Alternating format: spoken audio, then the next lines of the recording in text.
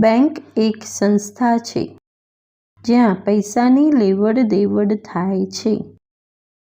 આપણે બેંકમાં પૈસા જમા કરીએ છીએ અને જ્યારે જરૂર પડે ત્યારે પૈસા કાઢી શકીએ છીએ. બેંકના બે પ્રકાર હોય છે, સરકારી બેંક અને બિનસરકારી બેંક. બેંકમાં પૈસાની લેવડ-દેવડ માટે એક ખાતા નંબર મળે છે.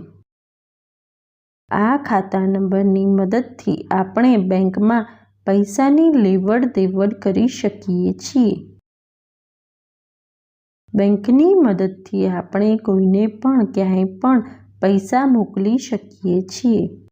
બેંક દ્વારા આપણને એક પાસબુક અને એક એટીએમ કાર્ડ આપવામાં આવે છે. આ કાર્ડ દ્વારા આપણે બેંક બંધ હોય ત્યારે એટીએમ મશીનથી પૈસા કાઢી શકીએ છીએ. આ ઉપરાંત બેંક ઓનલાઈન બેન્કિંગની સુવિધા પણ આપે છે. Thanks for watching.